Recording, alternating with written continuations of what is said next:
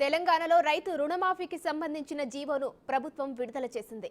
రుణమాఫీ ఎవరెవరికి వర్తిస్తుంది, ఏ అంశాలను పరిగణలోనికి తీసుకుంటారు, విధి విధానాలను ఆ జీవోలో ప్రభుత్వం వివరించింది. వ్యవసాయ భూమి కలిగి ఉన్న ప్రతి రైతుకు రుణమాఫీ వర్తిస్తుందని జీవోలో పేర్కొంది. 12/12/2018 తర్వాత నుంచి రుణాలు తీసుకున్న రైతులకు 2 లక్షల రుణమాఫీ చేయనున్నట్టు ప్రభుత్వం తెలియజేసింది. రుణమాఫీకి రేషన్ కార్డును తప్పనిసరి చేసిన ప్రభుత్వం పథకం అమలుకు ఐటీ భాగస్వామిగా నేషనల్ ఇన్ఫర్మేటిక్ సెంటర్ సహకారం తీసుకుంటున్నట్టు తెలిపింది. రుణమాఫీ అమలుకు ప్రతి బ్యాంకుకు ఒక నోడల్ అధికారిని ప్రభుత్వం నియమించనుంది.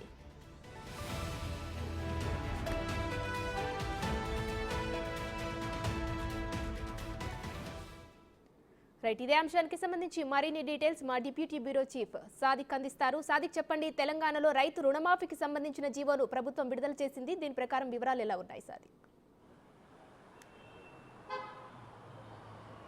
ఉమా, ముఖ్యమంత్రి రేవంత్ రెడ్డి ఆగస్టు 15వ తారీఖు లోపు 2 లక్షల రుణమాఫీ ఇస్తామని కూడా స్పష్టం చేశారు. ఆ మేరకు ఇప్పటికే కేబినెట్ నిర్ణయం తీసుకుంది. అందుకు సంబంధించినటువంటి విధి విధానాలకు సంబంధించిన రూపకల్పన చేయడం జరిగింది. ఈరోజు విధి విధానాలకు సంబంధించిన మార్గదర్శకాలు కూడా విడుదల చేస్తూ ప్రభుత్వం ఉత్తర్వులు జారీ చేసింది. ప్రధానంగా రైతు పండించినటువంటి పంటకు సంబంధించిన గిట్టుబాటు ధరతో పాటుగా 2 లక్షల రుణమాఫీ ఎవరైతే ఉన్నారో లబ్ధిదారులందరికీ కూడా ఇచ్చే విధంగా ప్లాన్ చేశారు. ఇప్పటికే రైతు సంబంధించిన వారికి అంటే 2 లక్షలకు సంబంధించిన రుణం తీసుకున్నటువంటి రైతులందరికీ కూడా ఇచ్చే యోచనలో ప్రభుత్వం ఉన్నది. సో 12/12/2018 నుంచి వెళ్ళి 9/12/2023 వరకు మధ్యలో తీసుకున్నటువంటి ఈ రుణాలకు ఈ యొక్క వర్తింపు చేస్తుందని కూడా ఆ మార్గదర్శకంలో పేర్కొనడం జరిగింది. అయితే రెన్యువల్ చేసుకున్న వాళ్ళకు మాత్రం ఇది వచ్చే అవకాశం లేదు. ఒక కుటుంబాన్ని ఒక యూనిట్గా తీసుకున్నటువంటి వారికి ఉంటుంది. అంటే ఒక కుటుంబం అంటే ఒక తెల్ల రేషన్ కార్డు ఉన్నటువంటి లబ్ధిదారులకు సంబంధించినటువంటి వారికి ఈ యొక్క 2 లక్షల రుణమాఫీ వస్తుందని కూడా మార్గదర్శకాల్లో రూపొందించింది. అంతేకాకుండా పిఎం కిసాన్ యోజన సంబంధించినటువంటి దాంట్లో చూసినట్టయితే దానికి వర్తింపజేసినటువంటి ఏవైతే షరతులు ఉన్నాయో రాష్ట్ర ప్రభుత్వం అమలు చేసేటువంటి 2 లక్షల రుణమాఫీ సంబంధించిన అంశాలపైన అదే అంశాన్ని కూడా పొందుపరుస్తూ దాన్ని ఆ యొక్క గైడ్లైన్స్ ప్రకారంగా ముందుకు పోయే అవకాశం ఉంది. అంతే పిఎం కిసాన్ యోజన సంబంధించిన దాంట్లో మినిస్టర్సు అదేవిధంగా ఐటీ సంబంధించినటువంటి ఉద్యోగులు ఎవరైతే ఉన్నారో వారికి మినహాయింపులు ఉన్నాయి. అందుకోసం వారికి మాత్రం ఇది 2 లక్షల రుణమాఫీ వర్తించదు. మిగతా సంబంధించినటువంటి రైతులకు వర్తిస్తుంది. అదేవిధంగా తెల్ల రేషన్ కార్డు ఉన్న వాళ్ళకు లేదా పీడిఎఫ్ సంబంధించినటువంటి ఆహార భద్రతా కార్డు సంబంధించినటువంటి వారికి ఉపయోగపడుతుంది. దీంతో పాటుగా ఇక సెల్ఫ్ హెల్ప్ గ్రూపులు కానీ ఇతరత్ర సంబంధించినటువంటి తీసుకున్న రుణాలకు ఈ యొక్క దానికి సంబంధం లేదు.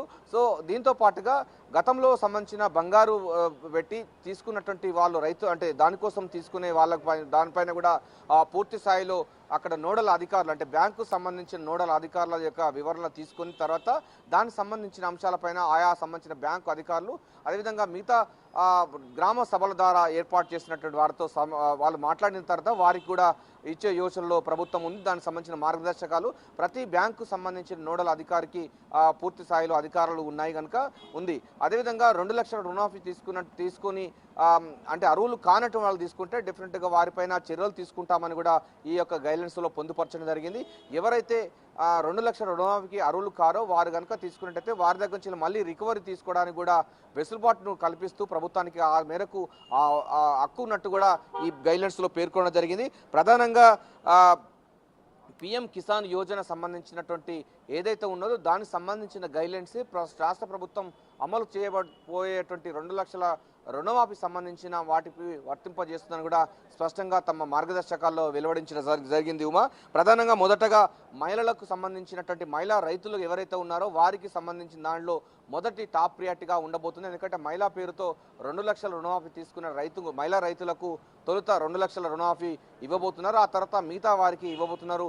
ఏదైనప్పటికీ రాష్ట్ర ప్రభుత్వం 15 ఆగస్టు లోపే రుణమాఫీ ఇస్తామని స్పష్టం చేసినటువంటి ప్రభుత్వం ఆ మేరకు వడివడిగా అడుగులేస్తుంది. ఎందుకంటే ఈ గైడ్లైన్స్ పూర్తి స్థాయిలో అమలు అయిన తర్వాత దానికి సంబంధించినటువంటి విధి విధానాలన్నీ కూడా రూపకల్పన చేసిన నేపథ్యంలో ఇక 2 లక్షల రుణమాఫీ కోసం ప్రభుత్వం దాదాపు 34,000 కోట్ల రూపాయలు ప్రభుత్వం వెచ్చించబోతుంది. దీనికి సంబంధించినటువంటి మెకానిజం కూడా ముఖ్యమంత్రి రేవంత్ రెడ్డి చేస్తూ ఉన్నారు. సో దీనికోసం ప్రత్యేక కార్పొరేషన్ ఏర్పాటు చేస్తామని కూడా ప్రకటించిన నేపథ్యంలో ఇప్పటికే ఇతర సంబంధించిన బ్యాంకుల ద్వారా తీసుకొని ఈ యొక్క రుణమాఫీ చేసేందుకు ప్రభుత్వం రంగం సిద్ధం చేసింది. సో ఇచ్చిన మాట ప్రకారంగా రేవంత్ రెడ్డి సర్కారు అదేవిధంగా పిసిసి చీఫ్గా ఉన్న కాంచెల్లి మొదలు పెడితే ఇప్పటి వరకు కూడా 2 లక్షల రుణమాఫీ అధికారంలోకి సాదిక్. వచ్చిన తర్వాత అమలు పరుస్తామని చెప్పినట్టుగానే వడివడిగా అడుగులు వేస్తున్నారు. 15 చెప్పండి. సాదిక్, రుణమాఫీకి సంబంధించి తప్పకుండా రైతులకు రేషన్ కార్డు ఉండాలని కూడా సూచించింది. ఒకవేళ రేషన్ కార్డు లేకపోతే వారికి వేరే రకంగా ఏదైనా ప్రక్రియ కలగజేసే అవకాశం ఉందా?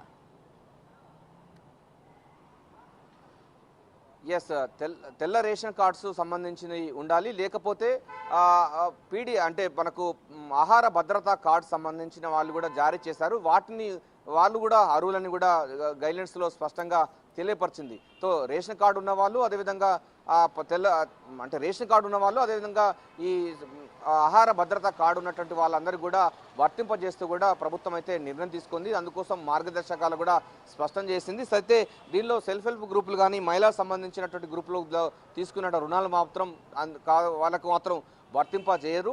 అంతేకాకుండా కొన్ని రుణాలకు సంబంధించిన రెన్యువల్ అయితే చేసుకున్నారో వారికి కూడా వర్తించే ఆల్రెడీ కొంతమంది కట్టి ఉంటారు. వారు కట్టిన వారికి డబ్బులు మళ్ళీ తిరిగి చెల్లించేందుకు గాను వీలు లేదు దీనికి. సో ఏదైనప్పటికీ అక్కడ తెల్ల రేషన్ కార్డు అన్నది అంటే రుణమాఫీ కోసం రేషన్ కార్డు తప్పనిసరి. తెల్ల రేషన్ కార్డు ఏ రేషన్ కార్డు అయినా కూడా ఒక రేషన్ కార్డు అనేది తప్పనిసరి కూడా పొందుపరుస్తుంది. దీంతో పాటుగా పబ్లిక్ డిస్ట్రిబ్యూషన్ సిస్టమ్ సంబంధించినటువంటి ఆహార భద్రత సంబంధించిన కార్డు కూడా తప్పనిసరిగా చేసింది.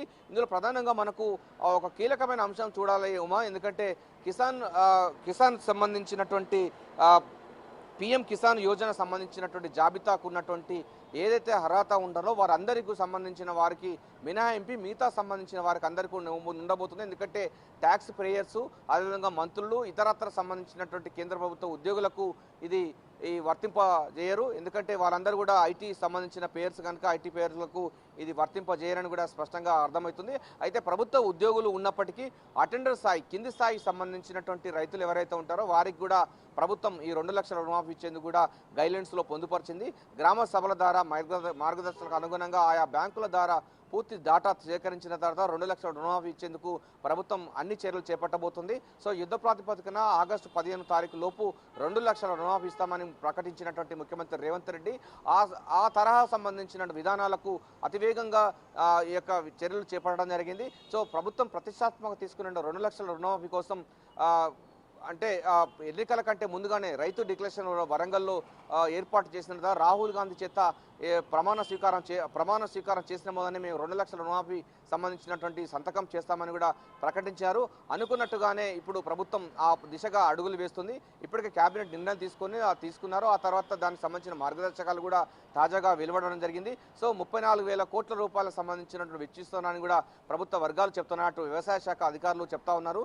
బ్యాంకుల దగ్గర నుంచినటువంటి అధికారులు నోడల్ ఒక్కొక్క సంబంధించినటువంటి బ్యాంకుల దగ్గర నుంచి రైతులు రుణం తెచ్చుకుంటున్నారు. ఎందుకంటే పెట్టుబడి సాయం కోసం, పెట్టుబడుల కోసం తీసుకుంటున్న నేపథ్యంలో ఆ సంబంధించిన బ్యాంకు నోడల్ అధికారులుగా దీన్ని పూర్తి స్థాయిలో వారు దీన్ని సార్ట్ చేసేసి ప్రభుత్వానికి అందజేస్తారు. వెంటనే దీనికి సంబంధించిన 2 లక్షల రుణమాఫీ ఉంటుంది. మనకు ముందుగా చెప్పినట్టుగా 12 అంటే 12వ తారీఖు 12 నెల 2018 నుంచి వెళ్ళి 9వ తారీఖు 12 నెల 2023 వరకు మధ్యలో తీసుకున్నటువంటి రైతాంగానందరికీ కూడా ఈ 2 లక్షల రుణమాఫీ సంబంధించిన పథకం అమలు కాబోతుంది. Uma, right, thank you Sadiq.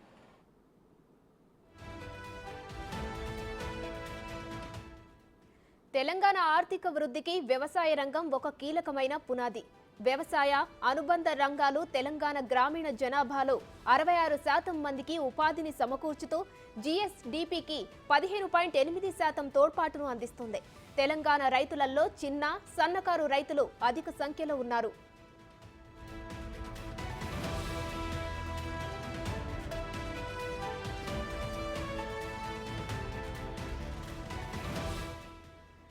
Telangana ప్రభుత్వం గ్రామీణ ఆర్థిక వ్యవస్థను పటిష్టపరచడానికి, వ్యవసాయ అభివృద్ధికి, రైతుల సంక్షేమాన్ని మెరుగుపరచడానికి పంట రుణాల మాఫీని ఒక అత్యవసర పెట్టుబడిగా గుర్తించింది. పంట రుణమాఫీ రైతులపై ఉన్న ఆర్థిక భారాన్ని తగ్గించి వారు బ్యాంకుల నుండి తక్కువ వడ్డీపై కొత్త రుణాలు తీసుకోవడానికి మరియు అధిక వడ్డీపై బయట రుణాలు తీసుకోకుండా ఉపయోగపడుతుంది.